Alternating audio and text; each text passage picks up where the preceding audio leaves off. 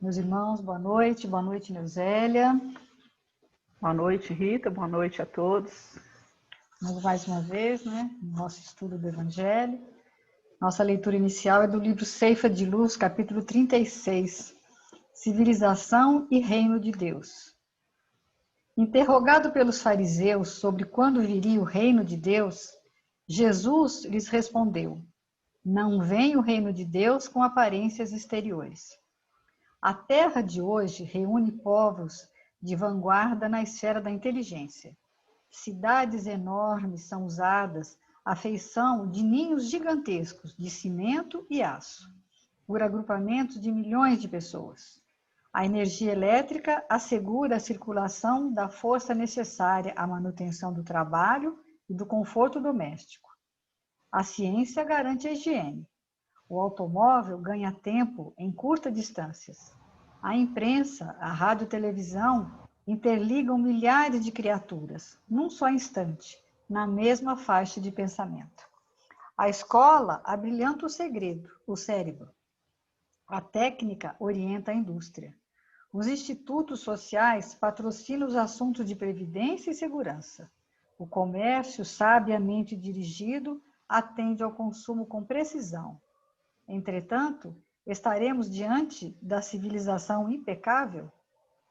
E aí, mais à frente, ele diz: não tereis verdadeiramente o direito de dizer-vos civilizados, senão quando de vossa sociedade houverdes banido os vícios que as desonram e quando viverdes como irmãos praticando a caridade cristã. Até então, sereis apenas povos esclarecidos, que hão percorrido a primeira fase da civilização. Espíritas, irmãos, rememoremos a advertência do Cristo quando nos afirma que o reino de Deus não vem até nós com aparências exteriores. Para edificá-los, não nos esqueçamos de que a doutrina espírita é a luz em nossas mãos. Reflitamos nisso. Então, a gente se acha muito civilizado, né? É isso. Eu tinha achado uma coisa muito interessante. Deixa você fazer a prece, eu vou começar só fazendo um comentário que vai complementar isso aí, que está na Revista Espírita, só para a gente ver como que a gente ainda está longe. Então, pode falar. Pode fazer antes? Pode. Ou você quer que eu faça a prece primeiro? É melhor fazer a prece, né? Então, porque aí a gente... Então, a nossa prece é do livro Preces Espíritas, do Caiba Schubert, pedindo para se corrigir de um defeito. Vós nos deste, Senhor Deus, a inteligência necessária para distinguirmos o que é bom do que é mal. Ora, desde que reconhecemos que uma coisa é má, tornar-nos-emos culpados se não nos esforçarmos para resistir-lhe. Preservai-nos do orgulho que nos impede de conhecer os nossos defeitos e dos maus espíritos que nos podem incitar a perseverar neles. Entre as nossas imperfeições, reconhecemos que somos particularmente inclinados ao orgulho, e se não resistimos a essa inclinação, é pelo hábito que contraímos de a ele obedecer. Vós não nos criastes culpados, pois que sois justo. Criaste-nos, sim, com igual aptidão, tanto para o bem como para o mal. Se trilharmos o mau caminho, é por efeito do nosso livre-arbítrio. Se temos a liberdade de fazer o mal, temos também a de fazer o bem. Por conseguinte, mudar de caminho. Nossos defeitos atuais são os restos das imperfeições que trouxemos de existências precedentes, das quais poderemos nos desembaraçar pela nossa vontade e com o auxílio dos bons espíritos. Bons espíritos que nos protegeis, sobretudo vós, nossos anjos da guarda, dai-nos a força de resistir a essas más sugestões para sairmos vitoriosos da luta.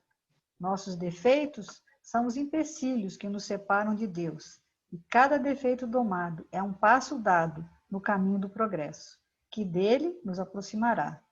O Senhor, na sua infinita misericórdia, dignou-se conceder-nos a existência atual, para auxiliar o nosso progresso. Bons espíritos, ajudai-nos a tirar proveito dela, a fim de que não nos seja infrutífera, e que, quando aprouver a Deus fazê-la cessar, possamos dela sair melhores do que quando para ela viemos.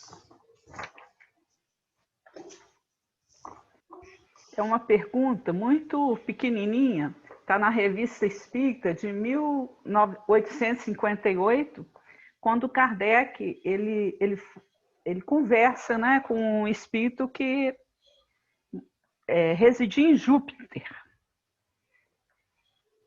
E é a pergunta 67. São várias perguntas que ele faz. E uma dessas até me assustou quando eu fui fazer o estudo, que comecei a pesquisar, né, sobre a questão do orgulho. Se o povo mais adiantado da Terra fosse transportado para Júpiter, que posição ocuparia? Nossa E a Senhora. resposta: a que entre vós é ocupada pelos macacos. No... Aí vai ser que macaquinho, né? Vergonha. Vergonha. Mas é importante a gente falar isso. E que bom que é macaco, porque eu estava esperando verme. Mas outro dia eu vi uma passagem do Chico Xavier, que ele fala, eu me sinto um verme, Emmanuel. Aí que o Emmanuel fala com ele assim, Chico, cuidado, porque os vermes têm uma grande utilidade no planeta. Aí ele falou, não, então eu sou um subverme. Porque às vezes a gente, né, não vai dando importância e todos os seres da criação desempenham um grande papel. É bem o estudo de hoje, né? Que vai falar da gente achar que é melhor do que todo mundo, do que o outro. Eu achei muito oportuno, porque se a gente está falando num planeta que vai passar para planeta de regeneração, é muita responsabilidade nossa, né? É o que o estudo de hoje vai falar. Então, num planeta mais evoluído, a gente estaria na categoria, né, dos macacos. É muito sério. E sem contar que, quem tiver a Revista Espírita, quiser pesquisar, é abril de 1858, é muito interessante porque a gente vê assim, que os animais lá também já estão em outro nível evolutivo. E seria o macaco daqui, né? O macaco de lá, né? O macaco de lá deve ser um pouquinho melhor.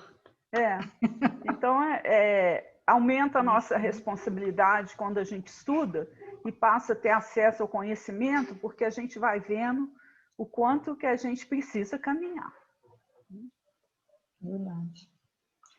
Então é isso, né? Nós estamos dando início agora, fizemos um preâmbulo aqui do nosso estudo minucioso do Evangelho, à luz da doutrina espírita, humildinho, que nossa casa é o Centro Espírita Francisco de Assis, baseado no estudo humildinho do Beraba, né? Do Aloysio. E a gente está na passagem que se iniciou com a cura do cego, mudo, endemoniado, que na tradução do Haroldo ele coloca com o título de Jesus e o Bezebu, apesar de ser essa da cura do cego. A gente às vezes parece que está se repetindo um pouco e talvez seja o pessoal, alguém ache meio cansativo, eu também antigamente achava um pouco às vezes, mas é importante que a gente faça sempre essa retrospectiva para a gente ter uma ideia do conjunto, para saber onde que aquilo vai se encaixar, né? Essa semana eu assisti um estudo, até nem era espírita, não, era evangélico, que o expositor fala o seguinte, todo texto que você lê fora do contexto, ele vira um pretexto. Então é perigoso você ler alguma coisa fora da ideia do que você tem, né, daquele contexto. Então, aí eu fiquei pensando que a gente, quando nós começamos, né, o estudo, vamos dizer assim, um pouquinho, se a gente for um pouquinho para trás do que a gente está agora, começou lá na Seara, né? Parece longe isso agora, né? Jesus estava lá na Seara, passeando tranquilamente com os seus discípulos, né? No caminho, né? A Seara é o caminho entre uma plantação e outra. Aí eles adentram a plantação porque estão com fome e se servem das espigas, e aí já começa aquela polêmica com os fariseus, porque era sábado, aí não podia. E aí depois, em seguida, Jesus... Aí já não é uma coisa tão, assim, acirrada. Parece, ao longo do estudo, você vê que é uma coisa como se um parafuso que fosse se apertando. Que aí depois Jesus já vai para a sinagoga, lá na sinagoga ele cura o homem da mão mirrada, aí já fica mais sério, né? Aqueles ânimos vão se acirrando, cada vez eles estão mais... Os fariseus vão se cada vez mais inflamados contra Jesus e contra os discípulos, até o momento que eles pretendem matá-lo, né? Porque os fariseus, como muitas vezes, até mesmo como muitos nós somos, né? Eles acabam sempre praticando a forma e esquecem da essência. Então, eles não conseguem enxergar Jesus. Eles só veem através dos seus olhos de inveja, de ódio, não é? Então, nesse momento, quando Jesus acabou de curar esse cego endemoniado, que a turba, né, ficou extasiada, ficou admirada, porque ela também só tem a visão da cura, da vitória. Então ela fala, né, que Jesus seria o filho de Davi, aquele Messias tão esperado, vitorioso, né? Mas aí, na época, a gente já viu isso também, que havia a ideia de dois Messias. Um seria um Messias que viria primeiro, que seria o filho, né, de José do Egito, que seria o servo sofredor, que viria libertar, mas sofrendo por nós, e servindo, né? E o outro, porque José do Egito foi aquele que foi perseguido pelos irmãos, foi dado como morto, depois ele foi para o Egito e lá ele virou um rei, praticamente um rei, e aí ele mesmo assim, ele perdoa os irmãos e ainda acolhe, né? E depois viria o filho de Davi, que esse seria um rei, um vitorioso e que seria servido. Então havia essa expectativa dentro do povo hebreu, mas que a gente chega à conclusão que era uma visão equivocada, porque na realidade essa referência dessa obra messiânica seria sim um Messias glorioso, governador do orbe, mas justamente porque ele se apresenta como esse sofredor. Então seria o mesmo Messias, não dois, mas em momentos diferentes. E a multidão, como ela tinha essa visão limitada, ela só conseguia ver aquele Jesus glorioso que curou o cego. Já o olhar do discípulo consegue perceber o Messias como sendo aquele que é perseguido pelos fariseus, mas que mesmo assim ama e perdoa todos aqueles que o perseguem. Aí na semana passada a gente falou da maledicência dos fariseus, não é? Porque eles não aceitam, como eles têm inveja, como eles têm esse sentimento negativo, eles não podem enxergar Jesus como sendo o filho de Davi. E aí eles dizem que Jesus, na realidade, é servo do Beelzebu, que é aquela divindade pagã considerada demônio por eles. E os fariseus não conseguem ver essa nobreza, essa beleza no gesto de Jesus diante da cura. Projetam nele a inveja, o ódio, o ciúme, a antipatia. Então, no versículo de hoje, Jesus vai reagir, né? Ele vai se posicionar como um educador perante os irmãos em sofrimento. Então, ele reage não assim violentamente, porque Jesus não vai usar da violência, mas ele vai dizer no versículo de hoje, Jesus, porém, conhecendo a reflexão deles, né, dos fariseus, que Jesus conhece. Então, eu fiquei imaginando assim, o que está falando o versículo? Que Jesus olhou para os fariseus, e eu fico imaginando Jesus olhando, né, o olhar de Jesus que sabe tudo, que olha para você e ele enxergava a intenção real dos fariseus. Então, reconhecendo isso, ele diz, todo reino dividido contra si mesmo está deserto. Toda cidade ou casa dividida contra si mesma não permanecerá de pé. É o versículo de hoje, né? Mateus 12, 25. Não é? E ele fala que é uma parábola. O que é uma parábola? Uma charada, um enigma, né? Ele diz que é uma parábola porque num próximo momento, Jesus vai falar uma expressão que é comum no Evangelho, que vai dizer, né, quem tem ouvidos de ouvir que ouça, quem tem olhos de ver que veja. E aí ele diz que toda vez que Jesus usa esse tipo de expressão, é porque ele está falando de uma charada, ou de um enigma, de uma parábola. Que ele chama o nome lá que eu esqueci, Marshall? Marshall. Marshall, né? Marshall. Marshall. Então, a doutrina espírita vai dar para nós essa chave, que é o que significa a casa mental, que está lá no capítulo 3 do livro No Mundo Maior, onde Calderaro apresenta a casa mental dos 3 andares, né? Quer falar um pouquinho?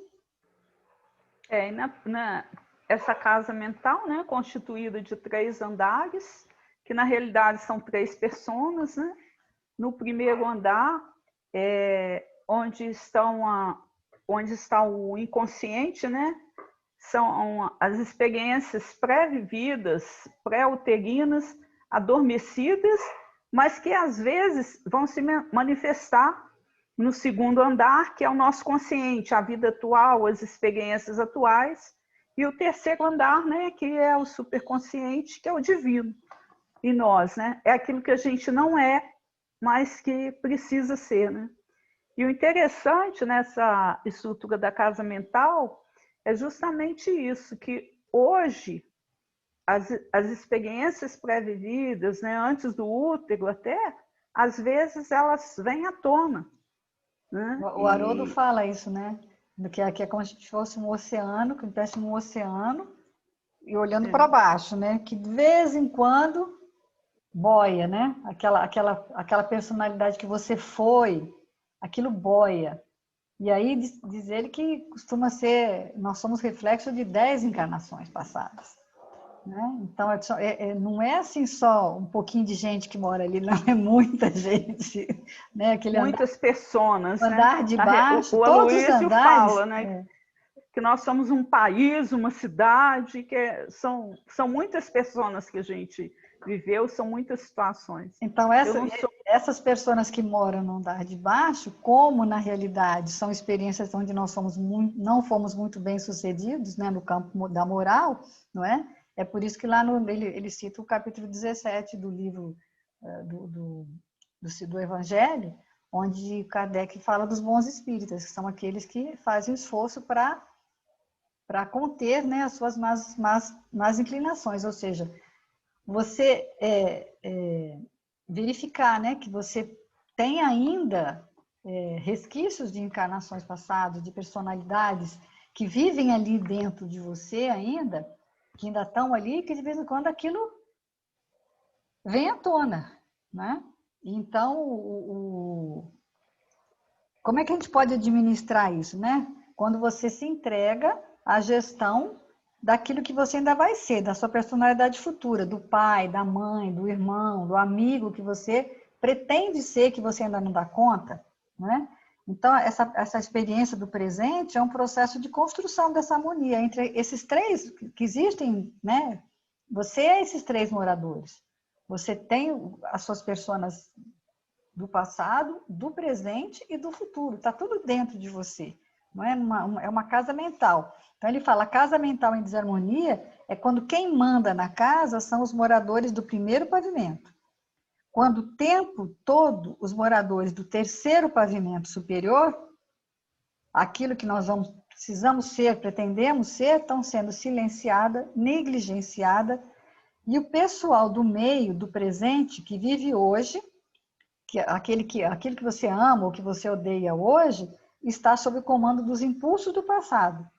E aí ele fala que deveriam estar adormecidos. Eu não diria adormecidos, eu diria reconhecidos.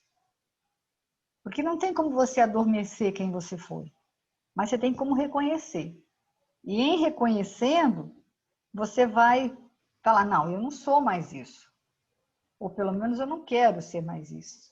Eu quero ser mais, eu quero... Aí você ter essa ligação das 3 situações, de quem você foi, de quem você é e quem você pretende ser. Por isso que a proposta da doutrina é o conhece a ti mesmo, né?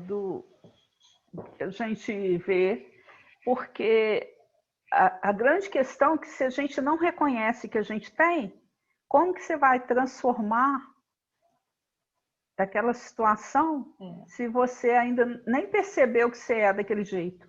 E para a gente ver como que a gente às vezes é comandado, que às vezes você imagina assim, eu não tenho determinada reação, mas aí você vive uma experiência, aquela reação vem instintivamente, aparece.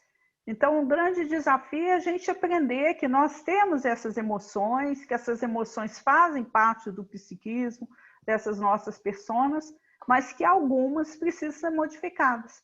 É aquela experiência que você falou hoje lá no asilo, né? O Da Marlon palestra do Marlon lá, né? O Marlon Reikdal, ele fez vários vídeos que é uma série, né? Chama Vai para Dentro. Eu assisti os primeiros, não assisti todos, não. Mas ele tem três ou quatro playlists disso. E agora ele começou essa semana, ele começou segunda-feira, com os vídeos que ele está fazendo às 10h30 da noite. Ele começou, já fez 2, hoje ele vai fazer o terceiro. Vai ser todos os dias, de segunda a quinta, acho, uma coisa assim. Então, o que acontece? Ele vai falar, ele está falando só de emoções. Aí ele fala o seguinte, que as emoções básicas, as mais assim, ele cita 4 emoções: a alegria, a tristeza, a raiva e o medo. Então, ele fala que a emoção, ela não é a gente enxerga a emoção, às vezes, como um problema. Quer dizer, ter raiva é um problema? Não, não é um problema. A raiva, o medo, a tristeza e a alegria é uma sabedoria interna nossa. Faz parte da nossa natureza, é algo absolutamente natural. E não é algo para ser controlado ou contido. A gente só tem que saber como expressar, né? Então, nós sempre fomos criados, ele diz, para ser forte, para não chorar, para não manifestar emoção.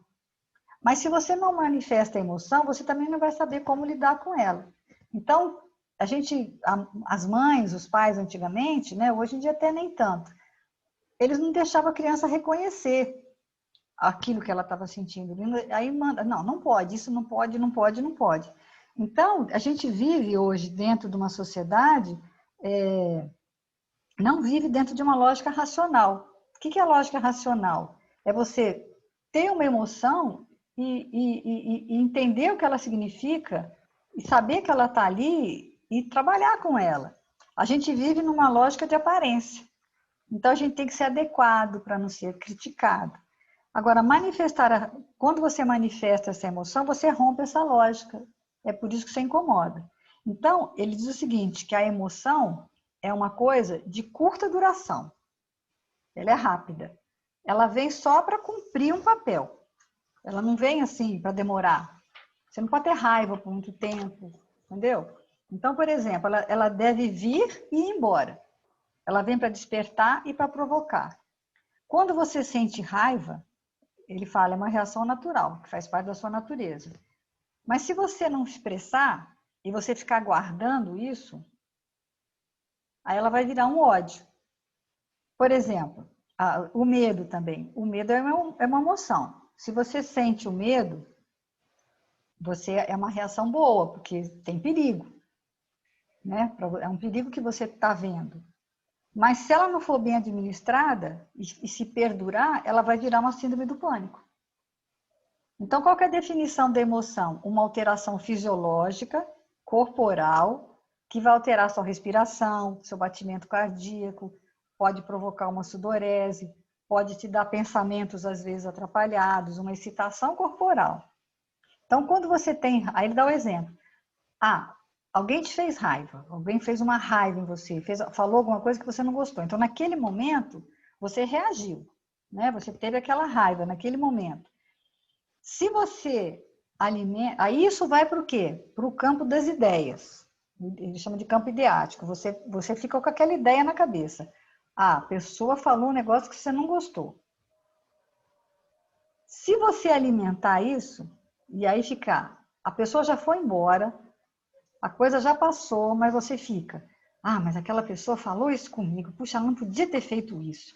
E aí você pega e conta para um, conta para o outro conta para o outro, aquele outro alimenta. Vira aquela que a gente falou semana passada, a maledicência, a fofoca. Alguém te dá suporte. Fala, é verdade, você não podia, ele não podia ter feito isso com isso, que você não merece, você é uma pessoa maravilhosa. Aquilo tudo já já não é mais raiva, já é ódio. Porque a raiva já passou. Porque aqui ele fala, a raiva não é uma coisa, é natural.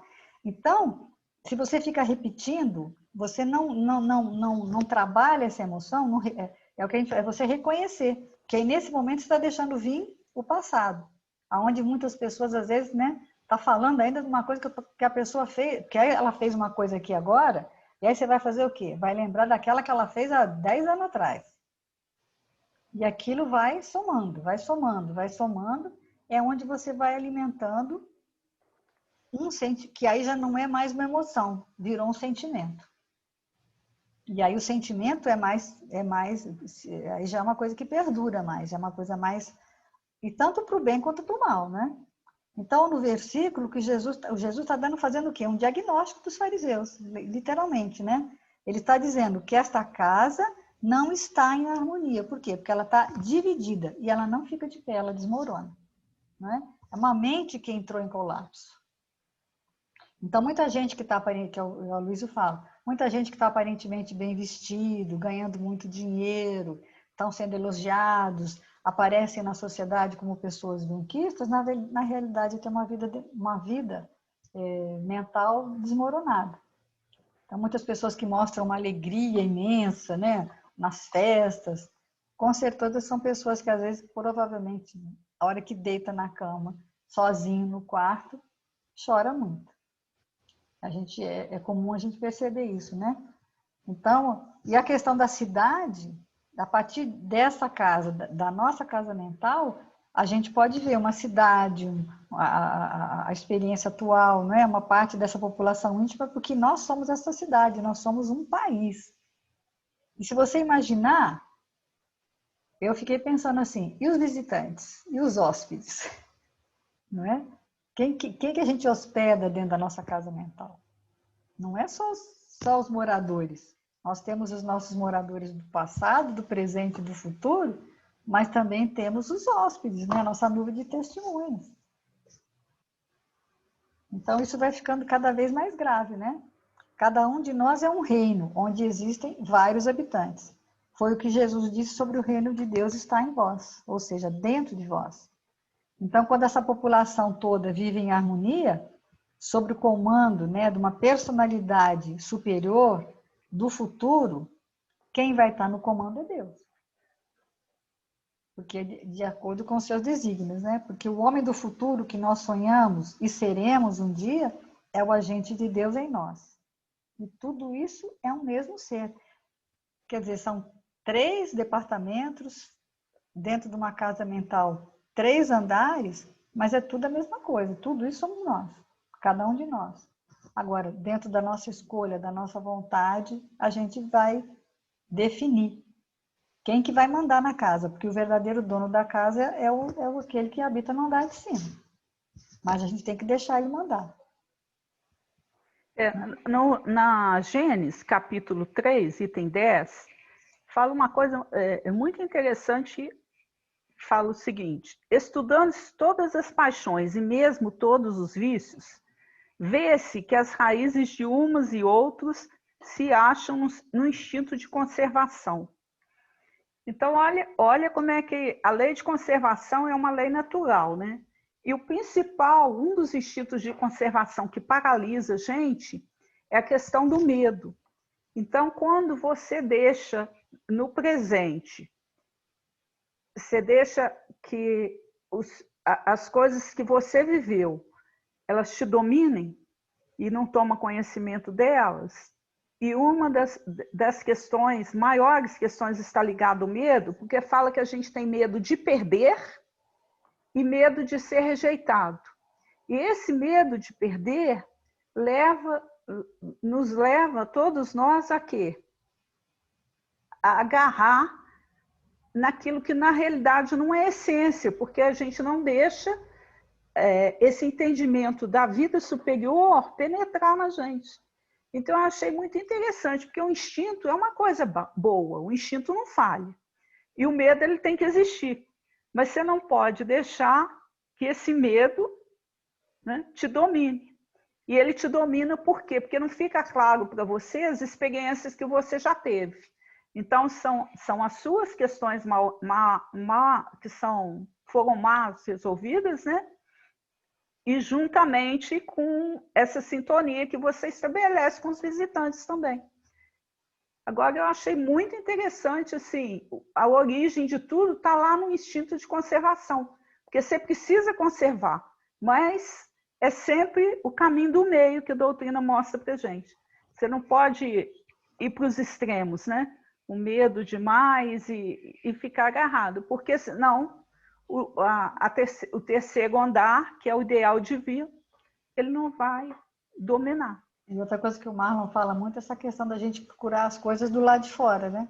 De você procurar a solução de todas as coisas do lado, ele fala da vacina, né? Todo mundo esperando a vacina. Quando, na realidade, né, nós precisamos nos interiorizar e não ter tanto medo, né? Eu me lembro assim, que tem pessoas que têm medo de lagartixa. Aqui parece que a lagartixa é um jacaré ou um dinossauro, sei lá, porque tem tanto medo, quer dizer, é só um bichinho que está na parede, não é? Mas as pessoas colocam aquilo num tamanho. É lógico que você não tem que minimizar, não é? Mas, assim, ter um compromisso de confiança. Nós somos espíritas, acreditamos na vida após a morte, a gente tem que estar pronto para qualquer momento, né? Vamos ter Mas é uma coisa pensamentos. irracional, que você vê assim, provavelmente viveu uma experiência negativa em existências, né? Com animais assim. Então, a partir do momento que você vê uma lagartixa, você liga a tomadinha lá, né? Faz a conexão, e aí você tem que ter o quê? O ideal superior. É normal ter medo? Mas eu não posso deixar esse Mas você medo, tem que porque ressignificar fica ele para irracional, poder né? não ficar irracional. Eu, por exemplo, quando eu vim para Bicas, eu vim de São Paulo, né? Em São Paulo não tinha, sei lá, bicho nenhum, nunca via bicho, né? Lá era cachorro e olha lá. E quando eu vim para cá, a casa era muito antiga, um dia eu abri, a casa estava abandonada, a gente estava reformando, e tinha um tipo de um closezinho pequenininho, que não era aberto, ainda estava reformando. Quando eu entrei, era pequenininho assim, eu olhei para cima, tinha morcego, muito morcego, mas não era pouco morcego, não, era muito morcego, tudo penduradinho assim. E aquilo eu fiquei assim, travada de ver aquilo, eu fiquei congelada mesmo, sabe? Então aquilo me deu um medo, eu passei a ter um medo de morcego, que você não tem noção, eu custei muitos anos para... Aí quando eu estava E aí, como a fazenda é um lugar assim, e é morcego frutífero, não é morcego que vai... É morcego que come fruta, né? Não é você que vai sugar seu sangue, nada. E eu tinha isso racionalmente, eu fui saber, mas quando eu estava na sala, assim, que entrava, porque eles entram, e até hoje, aqui em casa mesmo, às vezes aparece, ele entra num lugar, sai pela janela, entra pela porta. Eu ainda não gosto, não vou dizer que eu amo morcego, não. Mas na época eu tinha pavor, eu ficava doida, entendeu? Aí eu tinha que ver para ele sair, para ele não queria, mas também não queria que matasse. Então, quer dizer, é uma coisa que vira irracional, né? Para mim, aquilo era sabe? Não era um bichinho que voava pequenininho. Hoje em dia, até você chegar a essa conclusão, é difícil. Você tem que trabalhar. É o que ele fala. Vamos trabalhar e ressignificar essa emoção para você racionalizar, porque senão você fica meio maluco, né? Então, ele vai falar também que essa passagem é interessante para a gente refletir sobre o estado mental dos religiosos, né? Porque Jesus, quando fala na casa, na cidade, no reino partido, né? Ele não está se referindo à multidão ou aos romanos. Ele está se referindo àquele fariseu, né? Que esse fariseu histórico representa só um partido, que era uma facção do judaísmo do século I. Mas o fariseu, que é simbólico, né, bíblico, representa quem? Um religioso em desajuste e em perturbação. Então, é um líder religioso, mas ele traz um mundo mental em desajuste. E é onde surgem muitas polêmicas, né, sobre os assuntos, né, que bastaria consultar. Tem coisas que as pessoas ficam discutindo, levando a exaustão, quando não tem várias opções. Né? É o que ele vai falar sobre a questão da posse de arma, né? Que ele vai dar exemplo da pessoa. Só tem uma resposta possível, mas mesmo assim as pessoas ficam discutindo outras possibilidades. Né?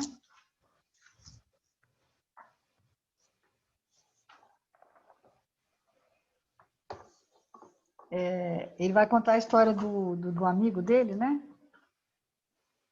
Que Da polêmica, né? Da polêmica, né?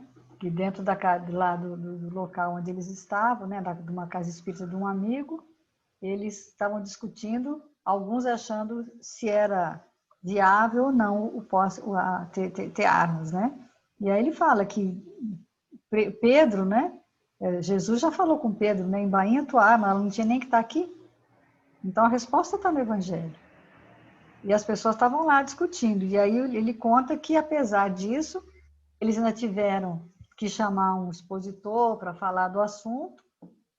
O expositor veio, lógico, falou que realmente não podia. E algumas pessoas acabaram se afastando da casa espírita porque não concordavam com aquilo. Ou seja, não concordavam por quê?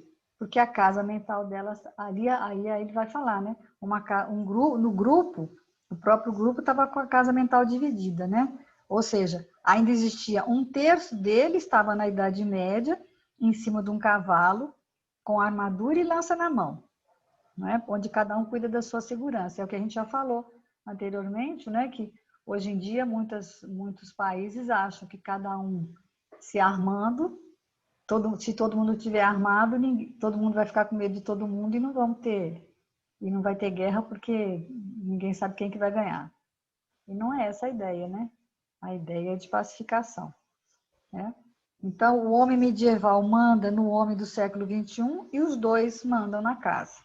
E o homem do futuro, do porvir, vive acorrentado numa masmorra. Então, essa casa é o que Jesus está falando, que é o reino dividido. É o reino, a cidade, a casa dividida, né?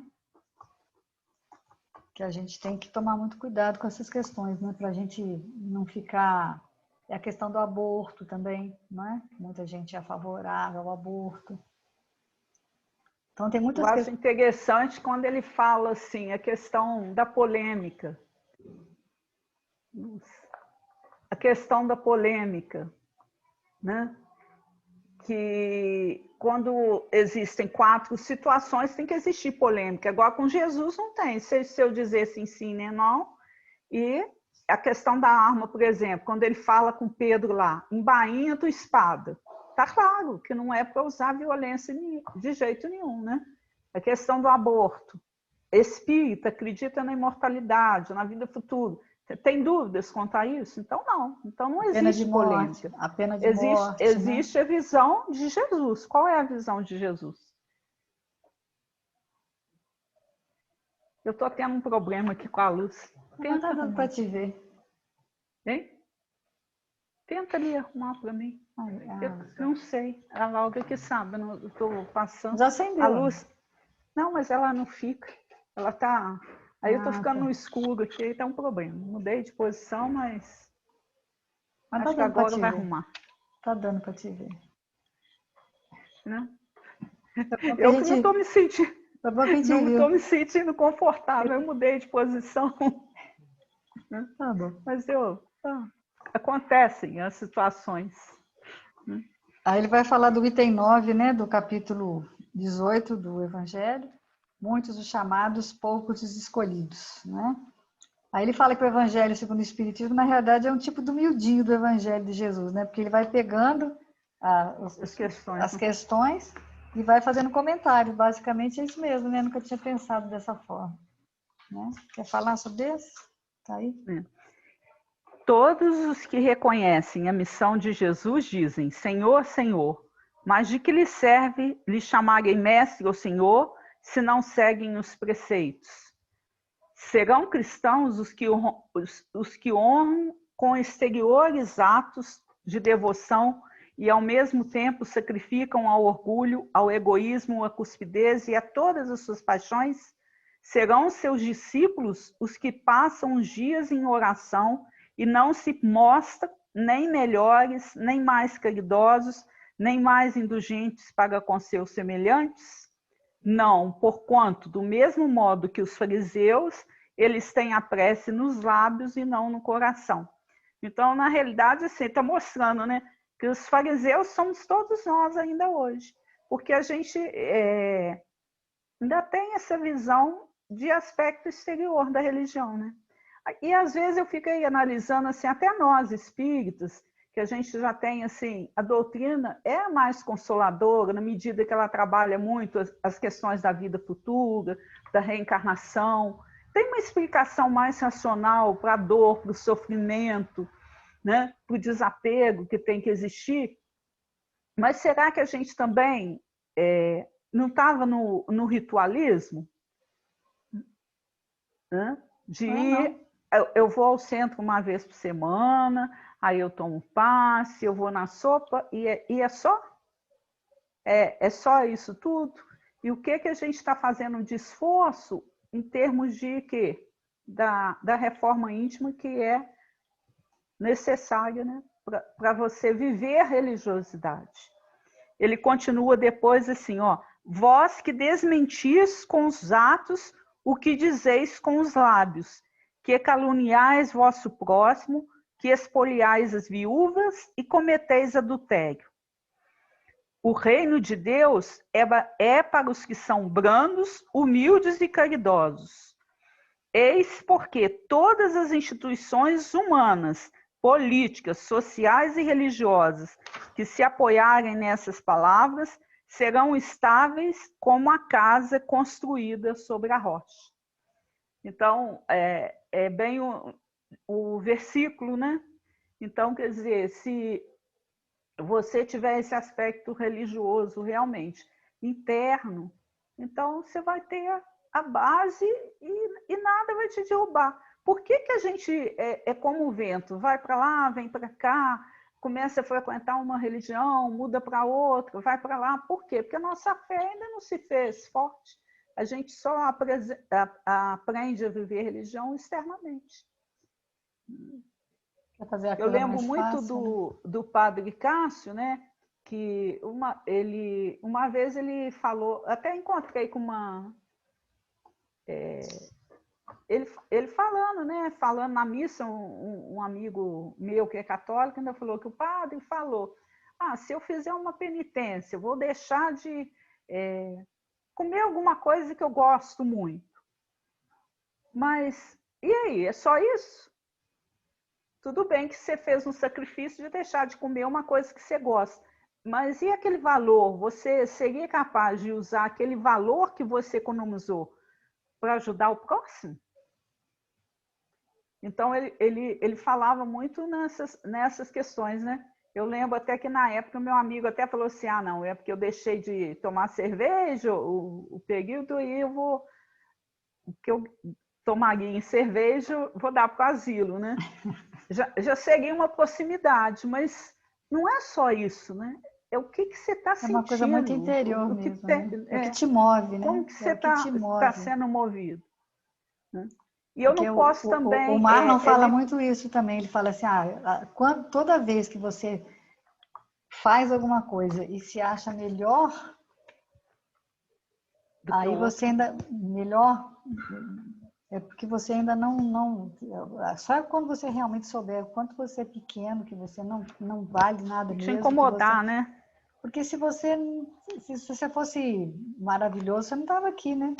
É o que o Haroldo fala, se você está encarnado é que alguma coisa é errada. Então a gente tem que Se a gente entender está aqui, né?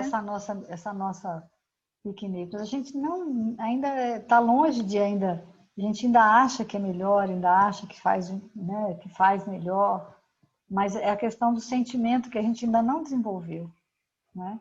A gente ainda é mais emoção, e emoção é uma coisa que vai e passa também, mas também não pode deixar ela passar e não fazer nada com ela. Você tem que ter um momento, né, de reflexão, onde que o Marlon está falando, você ter esses 3 momentos. Ele fala uns minutos de meditação, que é para você se interiorizar, que a gente fala assim, vamos elevar nossos pensamentos a Deus. Não tem nada que elevar, não tem nada que ir para cima. Nós temos que ir para dentro, onde ele chama o negócio de vai para dentro. Interioriza primeiro, enxerga o seu íntimo. Aí, depois você faz uma leitura, porque aí quando você estiver mais atento, mais focado, você vai fazer a leitura de uma forma mais correta, vai poder entender melhor, né, dentro desse contexto que a gente falou. E depois você faz uma prece, porque aí nesse momento você está pronto para uma conexão. Porque é uma coisa que eles falam que hoje em dia O nosso problema é a falta de foco. Nós não temos um foco. Você pode ver a questão de celular, de internet. Você às vezes até entra na internet para consultar alguma coisa útil, e aí é tanta aba. Se você comprou, não sei, você comprou pelo Instagram um chinelo, nas beiradas do coisas começa a aparecer sapato, chinelo, tudo que você, coisa daquilo. Então eles estão adivinhando quais são os seus interesses. Então eu fico imaginando, né? Que vai, que você, se você abrir o celular de uma pessoa, o Facebook, ou coisa, você vai saber de cara quais são os interesses dela, né? Os filmes que ela assistiu, as coisas que ela vê, as coisas que ela compra, quais são os interesses dela. E isso, a informática, né? A inteligência virtual já sabe quais são, quem é você. Só por isso. Então, imagine, e nem a gente sabe, né? Basta você abrir seu Facebook, você sabe quem que você é. Quais são os seus interesses de fato reais, né? Então, isso é muito complicado, essa questão do né? foco, hoje eu passei por uma experiência e fazendo esse estudo também, porque eles chamam muita atenção para a gente, né? Da questão de você estar focada naquilo que você está fazendo, né? Eu tomo uma vitamina depois do almoço. E aí, o que aconteceu? Eu automaticamente fui tomar vitamina, mas não prestei atenção no que eu estava fazendo e acabei pegando outro remédio, que é o meu tireoide, e tomando outra dosagem. Aí a Laura ainda brincou comigo e falou assim: mãe, olha, o hábito de estar fazendo muitas coisas ao mesmo tempo e sem estar focado no momento presente. E aí não teve consequências, é claro. Tomei uma dosagem a mais, eu tenho que tomar à noite, eu já não posso tomar o remédio hoje à noite. Mas imagine você se fosse uma coisa mais séria. E aí, quando a gente fala assim de perder o foco em Jesus, é uma coisa mais séria. Porque a gente está vivendo um momento de transição planetária onde, se a gente não lutar para manter esse foco, não tiver um mínimo de serenidade, nós vamos enfrentar esse momento com muito mais dificuldade, muito mais desespero, podendo ocasionar um processo obsessivo, depressivo, porque se a gente não acreditar que Deus está no comando, não vivenciar isso, a gente pode entrar por caminhos aí que a gente não sabe quais serão. É quando o Marlon fala, né? A questão da vacina é vacinar a gente mesmo. É cuidar mesmo do que tem dentro de nós em termos de sentimento, de vivências, e entendendo isso, compreendendo e tentando mudar. É só esse caminho que a gente tem. Não existe o outro, não. Então, que a gente possa... Eu tenho um texto aqui que eu não sei se vai dar tempo da gente ler, mas ele fala que eu acho que a gente tem que lembrar. Não é um texto, não. É no Mundo Maior. Ele vai falar, depois que ele fala da casa dental, ele vai falar do perispírito. É interessante ler isso depois. Eu não peguei, não. Então, até o livro está aqui, mas não sei se eu vou localizar. Porque tudo isso, todos esses nossos procedimentos, porque na história lá no Mundo Maior, eles estão observando um encarnado e um desencarnado, né? E a relação deles. E aí onde ele vai falar da casa mental. Mas depois ele fala que tudo isso vai gravar no nosso perispírito. Então, tudo isso nós vamos levar. O nosso é um carimbo. É como se a gente tivesse uma taborrão, né, que a gente fala. Então, tudo que nós estamos trabalhando ou deixando de trabalhar, está gravado ali. É o que nós vamos carregar. É para onde nós vamos. Então, na hora que você desencarnar, que o corpo não tiver mais, esse nosso perispírito, essa matéria quinta essenciada, ela vai de encontro ao quê? Porque o cérebro gerou, né? é aquilo que você aquilo que você... Isso é muito sério. Eu achei mais sério que eu dei continuidade. Eu não lembrava disso. Eu já li esse livro. O meu livro é todo rabiscado, porque eu gosto muito desse livro também. Mas, principalmente esse capítulo que é muito marcante, né? Mas, assim, como é grave isso, né? Porque o corpo vai embora. E o cérebro também. Mas a mente? A mente está lá, né? Ela vai sobreviver. O espírito vai sobreviver e aquela casa mental vai te acompanhar. E para onde que ela vai te levar? Para onde você tiver afinidade. É sintonia, é associação, né? Ele tem o IT 16 também, mas ele não chegou a ler, né? Ele colocou na Aí é o descrição. verdadeiro espírita, É, né? é. A questão.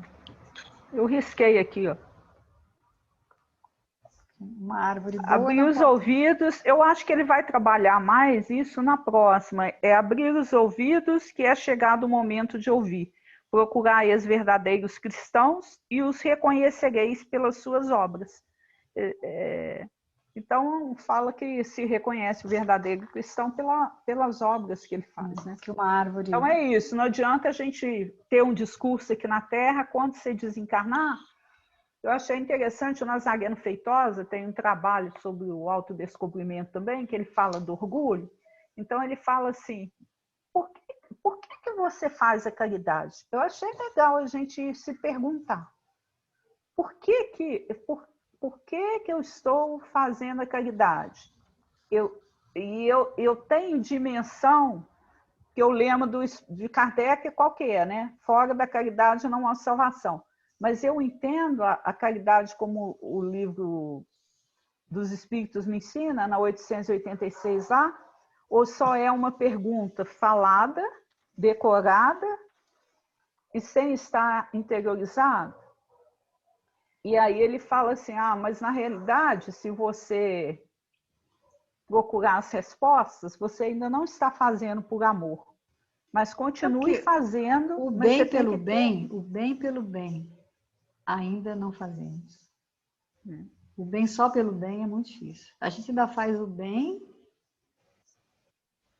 com segundas com intenções, né? segundas intenções, querendo alguma coisa, algum tipo de reconhecimento, algum tipo Em de troca, né? A gente... troca, né?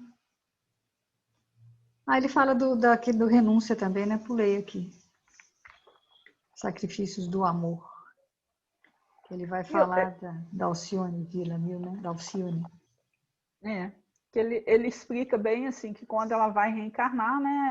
Ela recebe a orientação que uma vez reencarnada, ela vai estar exposta, né, a todas as questões aqui da Terra, né?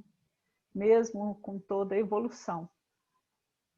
Então, se ela teria, né, vontade de fazer isso mesmo, né, e ela escolhe realmente para ajudar, né, aquele espírito que ela amava tanto.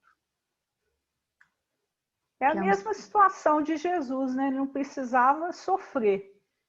Ele precisava ser crucificado? Não. Ele tinha questões para dívida, para pagar, como nós temos? Não.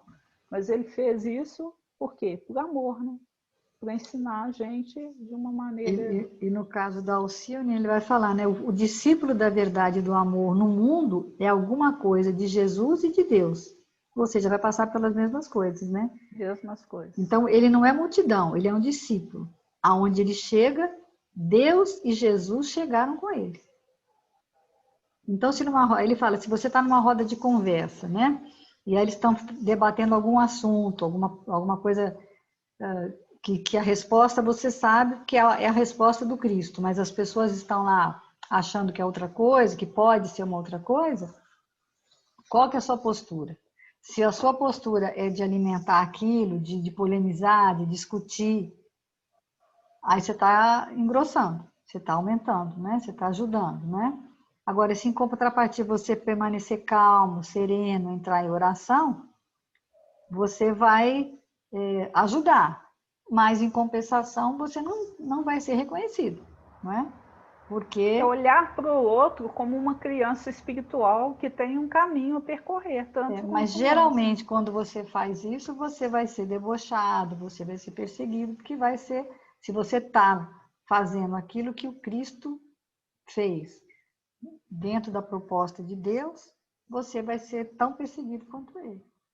Porque nem todo mundo aceita, porque as pessoas em geral estão mais voltadas, né, para as questões materialistas, né? E não, aí ele fala, não poderá haver acordo entre a virtude e o pecado. Porque quando há esse acordo, o que acontece? A casa mental entra em colapso. Ela se divide porque ninguém consegue sustentar por muito tempo. É o que o Luísio fala, né? O discurso de Jesus é indigesto, né? Incomoda. Por quê? Porque ele te ensina que você está num caminho totalmente desvirtuado, né? Quando você começa a se sentir incomodado, então você não pode fazer acordo entre a virtude e o vício, né? Não tem como servir a dois senhores, né? Ou você vai para um ou você vai para outro. Como o mundo ele quer fazer o quê? Ele quer continuar a multidão, né? Que somos Ele dá nós, essa né? ideia, né, que você está indo contra a multidão. A multidão está vindo, que é a multidão vindo e você indo, né? Então, uma pressão muito grande, uma pressão contrária, né? É o que o Chico falava, né? Eu aceito o mundo como ele é, só não deixo de ser quem eu sou. Então, você pode aceitar o crime, a corrupção, mas não abandona os seus princípios dentro dos padrões do Evangelho. Todos os que seguiram Jesus foram obrigados a identificar o destino com o sinal do martírio. Mas a casa mental que foi fiel, que se entregou ao martírio, permanece uma mansão no infinito, sólida e bela.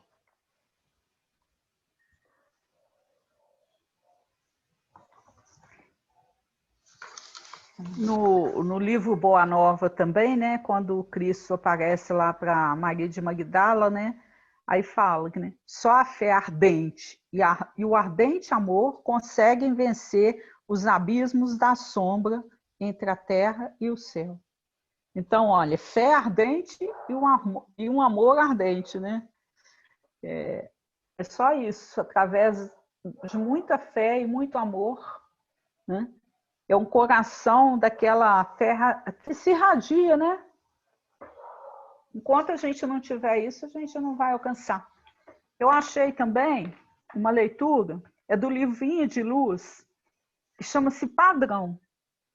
Porque a gente entende assim, Jesus é um modelo e guia, mas nós temos padrões para serem seguidos.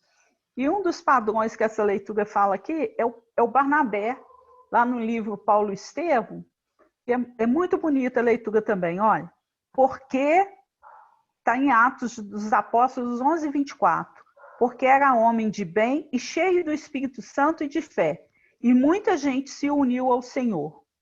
Alcançar o título de sacerdote, em obediência a meros preceitos do mundo, não representa esforço essencialmente difícil. Bastará a ilustração de inteligência na ordenação convencional. No caso nosso lá espírita, a gente não tem sacerdote. Mas eu me tornar um palestrante espírita é fácil, não é? É só ter um pouquinho assim, de boa vontade, né? E tá tudo certo. Ser teólogo ou exegeta não relaciona obstáculos de vulto. Requer-se apenas cultura intelectual com o estudo acurado dos números e das letras.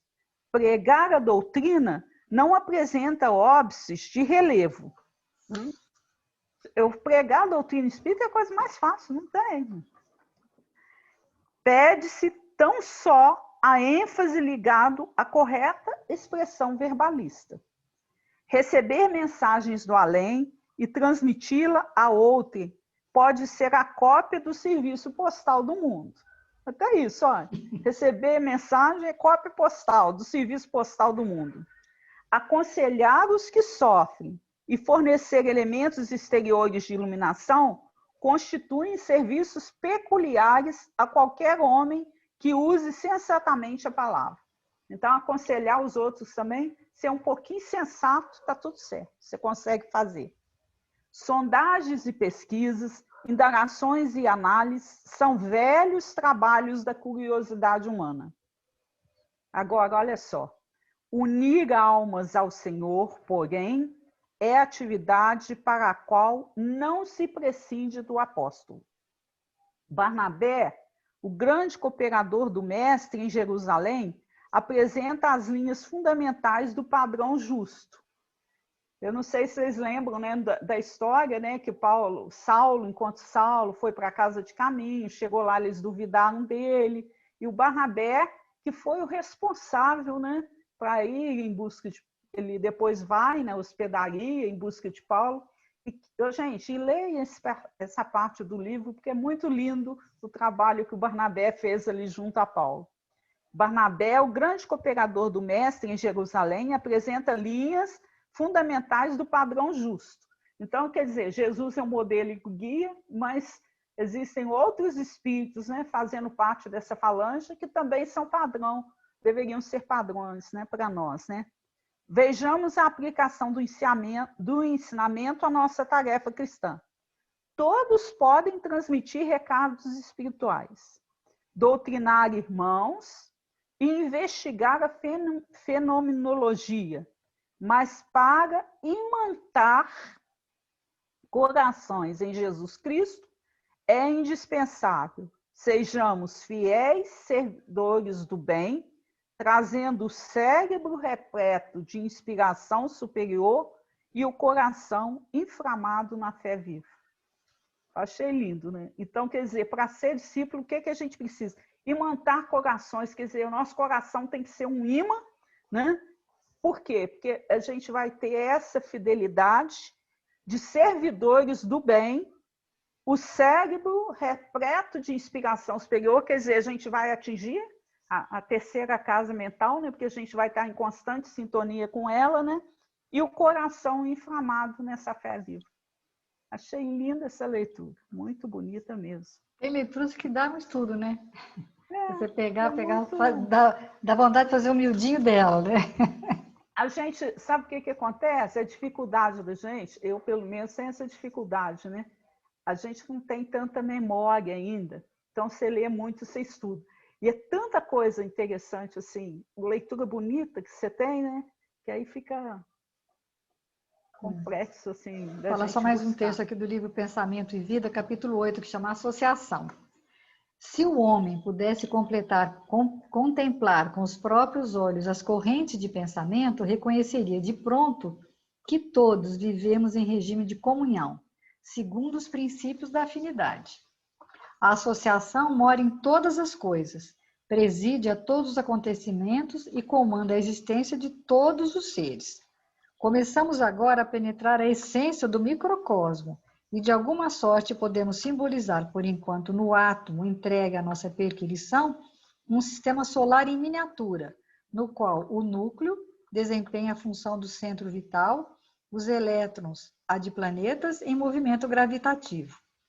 No plano da vida maior, vemos os sóis carregando os mundos na imensidade, em virtude da interação eletromagnética das forças universais. Assim também, na vida comum, a alma entra em ressonância com as correntes mentais, em que respiram as almas que se lhe assemelham. Assimilamos os pensamentos daqueles que pensam como pensamos. É que sentindo, mentalizando, falando ou agindo, sintonizamos-nos com as emoções e ideias de todas as pessoas encarnadas ou desencarnadas da nossa faixa de simpatia. Estamos invariavelmente atraindo ou repelindo recursos mentais que se agregam aos nossos, fortificando-nos para o bem ou para o mal, segundo a direção que escolhemos. Em qualquer providência, em qualquer opinião, somos sempre a soma de muitos. Expressamos milhares de criaturas e milhares de criaturas nos expressam. Quer dizer que é muito mais do que uma casinha mental minha aqui, né? É geral. O desejo é a alavanca do nosso sentimento, gerando a energia que consumimos segundo a nossa vontade. Toda a brecha de sombra em nossa personalidade retrata a sombra maior. Qual o pequenino foco infeccioso que, abandonado a si mesmo, pode converter-se dentro de algumas horas no bolo pestífero de imensas proporções. A maledicência pode precipitar-nos no vício, tanto quanto a cólera sistemática nos arrasta, muitas vezes, aos labirintos da loucura ou às trevas do crime. Pensando, conversando ou trabalhando, a força de nossas ideias, palavras e atos alcança de momento um potencial tantas vezes maior quantas sejam as pessoas, encarnadas ou não, que concordem conosco. Potencial esse que tende a aumentar indefinidamente, impondo-nos de retorno as consequências de nossas próprias iniciativas. Estejamos assim procurando incessantemente o bem, ajudando, aprendendo, servindo, desculpando e amando, porque nessa atitude refletiremos os cultivadores da luz, resolvendo com segurança o nosso problema de companhia. Então é isso que a gente que ele fala, né, na casa mental. Vamos sim reconhecer os moradores, né, do andar de baixo, né? Vamos viver no presente, reconhecendo esse passado que também tem o seu lado, né, o seu lado de aprendizado, de que você aprendeu alguma coisa lá, mas sempre tentando ser o homem do futuro. E é nessa sintonia, né, quando eu fico pensando assim, né, que você vivendo nesses 3 andares, aprendendo com o passado, vivenciando o presente, mas almejando um futuro, que você vai... A ideia do oceano é legal, porque de vez em quando boia, aí você afoga, mas, né, quando você chegar na superfície e respirar, né, ter esse bem-estar, né? Então, você conviver com tudo isso, mas de uma forma positiva, ressignificando emoções, criando bons sentimentos, porque assim como a alegria, ela pode se tornar uma felicidade, que não é perene, não é? Que não é uma felicidade eterna, porque a gente não tem essa possibilidade ainda, mas pode ser um sentimento positivo, né? Em vez de você ficar arraigado na raiva, aumentando a raiva, criando ódio, né? E a gente ter esses sentimentos, né? Que a alegria, a tristeza pode se transformar numa saudade, né? A questão do luto, por exemplo. A pessoa, às vezes, morre um familiar. É normal que ela fique triste. Tem um momento, né? O momento do luto é importante ser vivido, né? Hoje em dia, a gente vê a questão da pandemia, como que as pessoas estão sofrendo de não poder enterrar, não poder fazer um velório, tudo isso é muito importante, esse sentimento, né? Você dá vazão a ele. Mas depois ele tem que virar uma saudade. Ele não pode ser uma tristeza eterna. Ah, minha mãe morreu, meu pai morreu, fulano morreu, né? As perdas são grandes, você tem esse direito de uma tristeza, mas é uma tristeza que tem que passar, que não pode virar uma depressão. Então, isso é importante a gente ter essas ideias de ressignificar sentimentos no sentido de melhorar a cada dia, né? E trabalhar o sentimento em relação ao outro, principalmente, né? Entender, às vezes, as questões, como é que o outro enxerga, para não ficar criticando, né? Está na nossa hora, né? Já passou. Está na hora. Só para complementar, Jesus também falava isso no livro Boa Nova lá, e uma perguntinha de novo, Kardec lá para um habitante de Júpiter. Há templos e um culto?